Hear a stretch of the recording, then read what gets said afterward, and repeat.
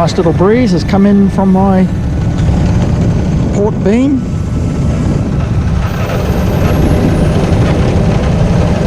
So to start off, I've got 140 litres of diesel, 200 litres of fresh water, lots and lots of vegetables, a bit of chicken. So it should be alright for a couple of weeks. And I might try and get to Strawn next weekend, 7 days, 8 days time, weather permitting.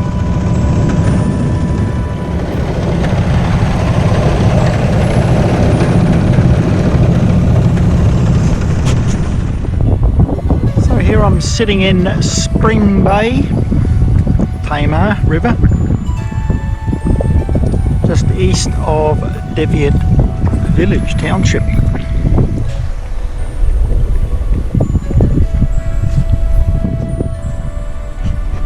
Over there is Deviate.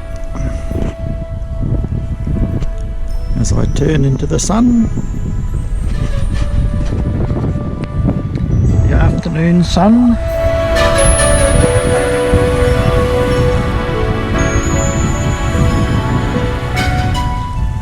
So I'm sitting in about 6 metres of water.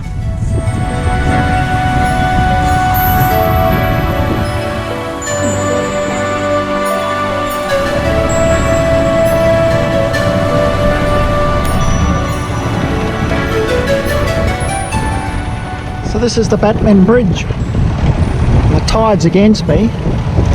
I thought it was pretty close to slack water, but can't be far off. So I'm only doing 2 knots instead of 7, 8 knots with the tide. But we'll get there. It's the narrowest part of the Tamar, and it's 30 metres deep. So one hell of a volume of water going through here. Well, it's Monday, the 17th of February. Just gone 11 AM and it's a wonderful sunny day. And it's supposed to be like this all day. As I pan around to the wonderful township of Beauty Point. Some hills up, houses up on the hills, 2 yacht clubs, the Australian Maritime Centre, and looking down to the Seahorse Centre. There's a pub, 3 shops in the town centre, but there is no grocery store. Looking across to Port Dalrymple with his wood chips. It looks like a coal-fired something or other over there.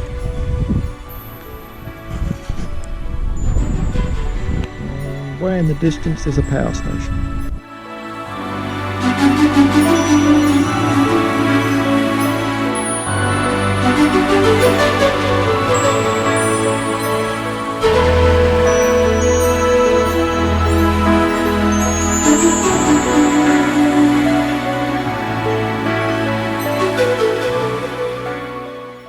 I arrived at Devonport on Wednesday the 19th of Feb 2020 with the intention of sailing to Strawn the next day. While untying my yacht next day, I slipped and fell into the outflowing river. My rib cage hit the edge of the timber edging on the pontoon.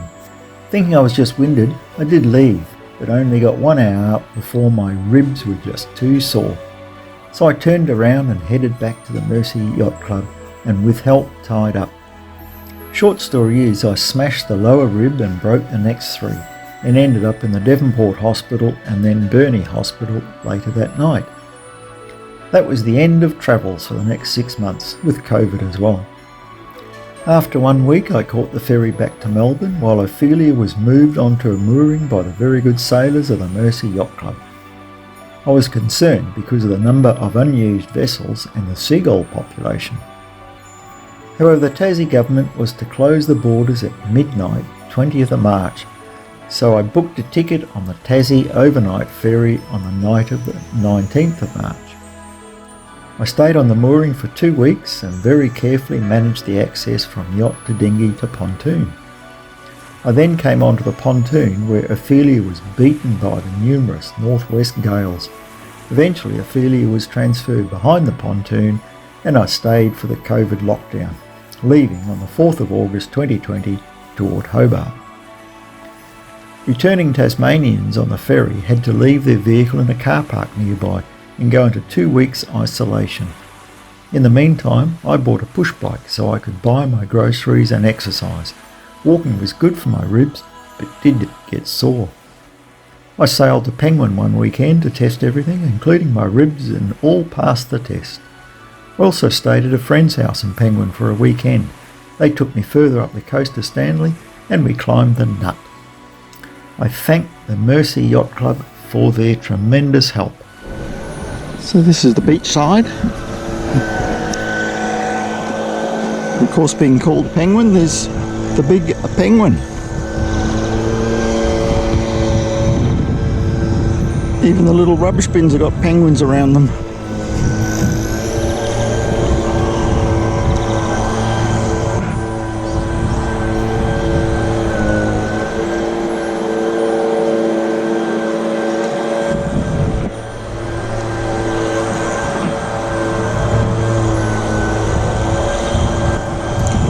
I haven't found out how it's been called, why it's been called Penguin. Apparently there are penguins that come in here.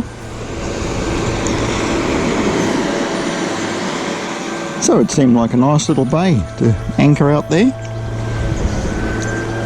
So I shall do that when I come past.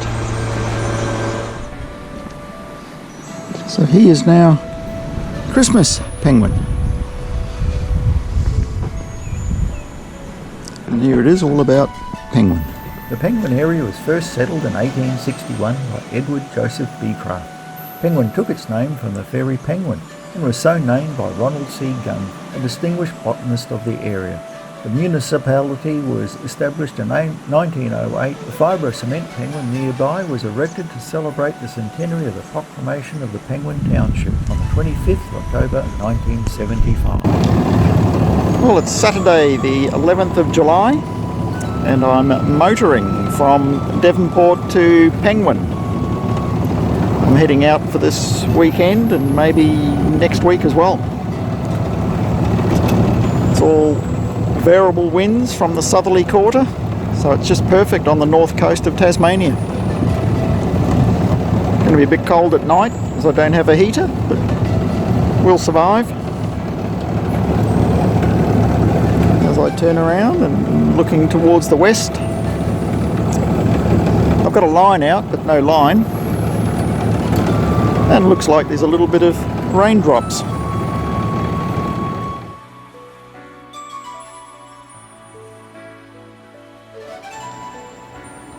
Oh, I'm anchored in a lovely little bay just west of Don Head, Devonport, in 4.5 metres of water where I am, on a sand bottom, and I've got internet, and it's a sunny day tomorrow,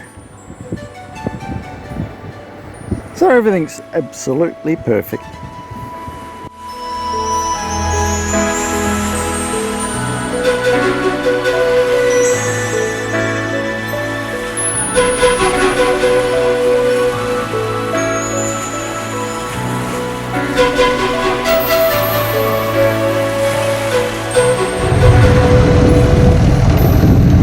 I left Devonport 7:30 this morning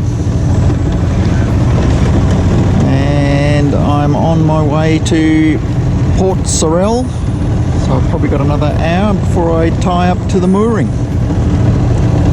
It's about a 2.5 hour trip. There's been no wind and there's been this northwest swell, so it sort of rolls me a fair bit, but it's cold, but I'm rugged up.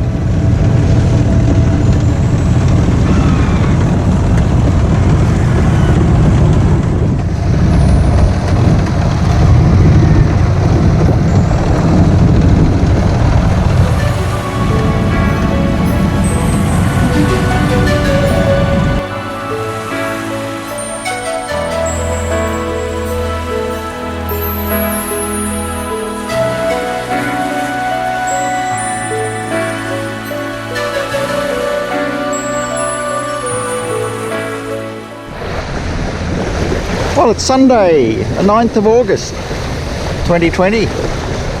And I left Port Sorell about 12:30 this afternoon to catch the half tide coming in.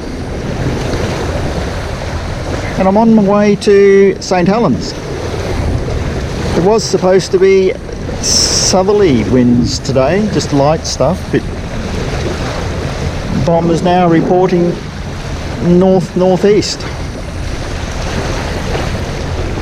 which is, and I'm going about northeast or a bit more. I was going to stop in Bridport, but I won't with this breeze, so I'll probably keep going now and to Cape Portland through Bank Strait for the high tide at 1 a.m. in the morning, and I can go down to Binalong on a mooring and wait till Tuesday afternoon. I've got both sails up and the motor going, and I'm doing 5.5 knots. If I didn't have the motor going, I'd be doing 3.5, so, and I wouldn't get to the Cape Portland in time, so I just got a motor.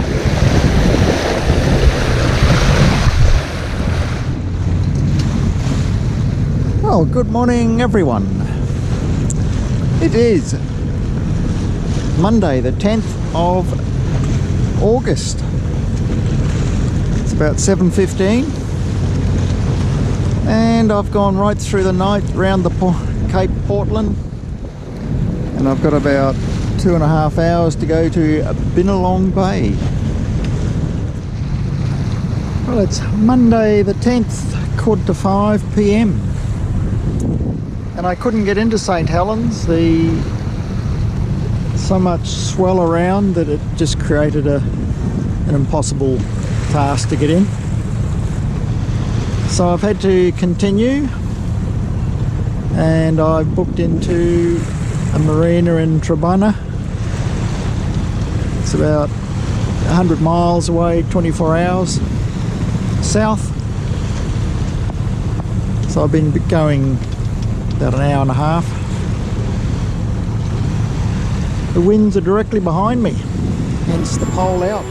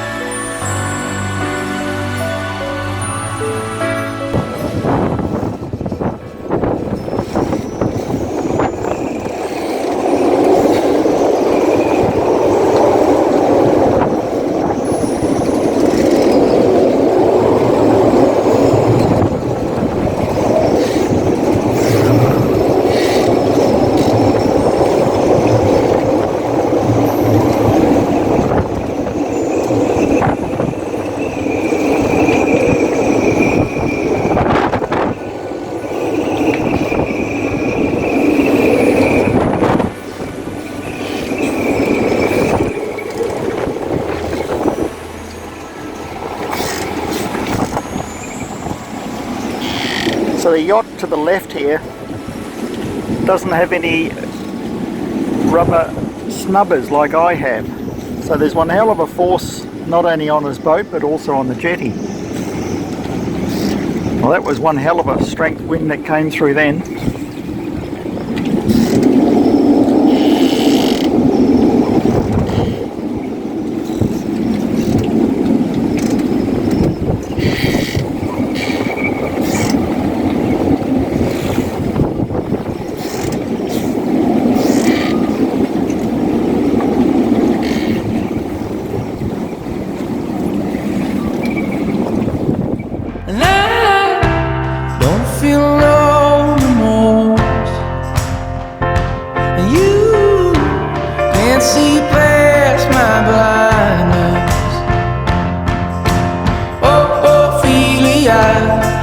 On my mind, girl, since the flood. Oh, Ophelia, heaven help a fool who falls in love.